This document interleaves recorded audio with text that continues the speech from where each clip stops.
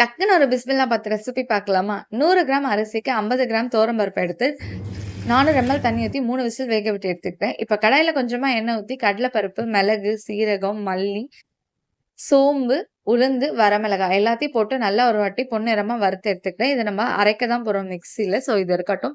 அதே கடாயில கொஞ்சம் எண்ணெய் ஊத்திட்டு, வெங்காயம், பச்சை மிளகா ஃப்ரை பண்ணதுக்கு அப்புறமா தக்காளி, கட் பண்ணி வச்சிருக்க காய்கறி எல்லாத்தையும் போட்டு நல்லா ஒரு வாட்டி மிக்ஸ் பண்ணிக்கலாம். இது கூடவே தேவையான அளவு உப்பு, மஞ்சள்தூள் எல்லாத்தையும் போட்டு நம்ம அரைச்சு வச்சிருக்க மிக்ஸரையும் இதிலயே போட்டு நல்லா ஒரு வாட்டி மிக்ஸ் பண்ணிட்டு, தேவையான அளவு தண்ணி ஊத்தி மூடி வச்சுடலாம். இது நல்லா கொஞ்சம் திக் பேஸ்ட்டா வரணும். காய்கறி எல்லாமே வெந்ததுக்கு அப்புறமா, நம்ம வேக வச்சு எடுத்துக்கிட்ட சாதத்த கூட இத போட்டு நல்லா மிக்ஸ் பண்ண போறோம். கேஸ சிம்மிலே வச்சுட்டு சாதத்துல போட்டு நான் மிக்ஸ் பண்ணிக்கிறேன். அப்பதான் மசாலா எல்லாமே நல்லா மிங்கிள் ஆகும். தாளிக்கிறதுக்காக நெய்யில முந்திரி, கடுகு, வரமிளகாய் எல்லாத்தையும் போட்டு தாளிச்சு எடுத்து இதில போட்டு நல்லா ஒரு வாட்டி மிக்ஸ் பண்ணிட்டு, கூடவே ஒரு கை கொத்தமல்லி தழைய தூவி இறக்கணும் அப்டின்னா, நம்மளோட பிஸ்மில்லாபாத் ரெடி. ட்ரை பண்ணி பார்த்து எப்படி இருக்குன்னு கமெண்ட்